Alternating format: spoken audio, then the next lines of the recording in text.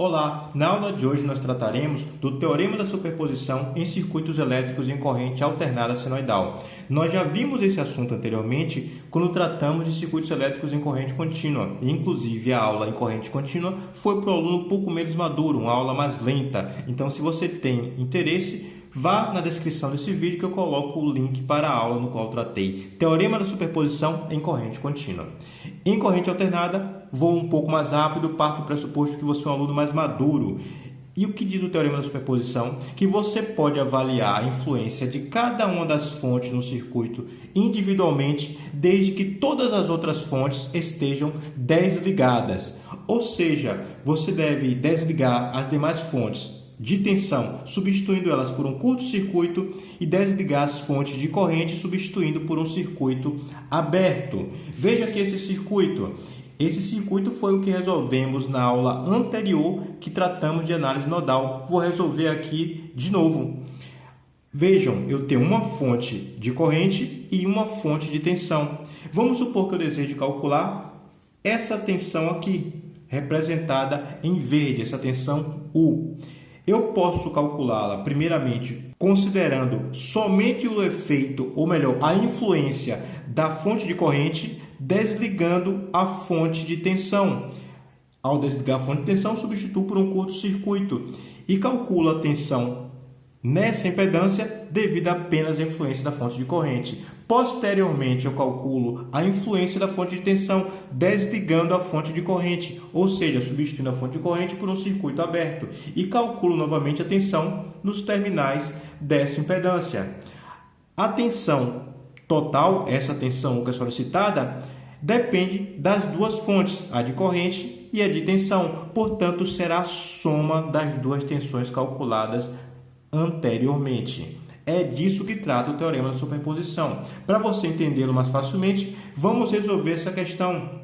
Primeiramente, eu vou calcular a influência exclusivamente da fonte de corrente. Devo curto-circuitar a fonte de tensão, ou seja, eu vou obter esse circuito. E devo calcular a tensão que vou chamar de U1, que é a tensão causada exclusivamente pela presença dessa fonte de corrente. E como eu faço isso? Posso utilizar o conceito de divisor de corrente. Veja que essa corrente de 5 amperes com ângulo de 30 graus, ela flui por aqui e se divide por dois elementos que estão em paralelo. Então, posso calcular a corrente que flui por esse ramo e multiplico 5 mais J10 vezes a corrente que está passando por esse ramo. Ou então posso encontrar o valor desses dois elementos em paralelo e fazer a multiplicação dessa corrente por esse elemento que está em paralelo. Vou seguir esse caminho. Esses dois elementos em paralelo, a gente vai calcular agora. Vai ser igual a 5 mais J10 vezes J5, ou a multiplicação pela soma, que a gente encontra 0,5 mais J 3,5 ohms. Vou redesenhar esse circuito. Redesenhado o circuito, eu preciso encontrar a tensão U1. Ela vai ser igual à multiplicação dessa corrente vezes essa impedância. U1 será igual a, fazendo a multiplicação, encontro menos 6,59 mais J 16,4 volts. Voltando ao circuito original, devo calcular a influência da segunda fonte, que é a fonte de tensão, considerando que a fonte de corrente estará desligada, ou seja, substituída por um circuito aberto, que é esse caso aqui. Nesse circuito, eu quero calcular a tensão U2. Note que essa resistência de 10 ohms, ela não influencia mais no circuito, nenhuma corrente flui por ela, já que não há caminho, nenhuma potência é consumida por ela, e nenhuma tensão existe nos seus terminais, então eu posso eliminá-la.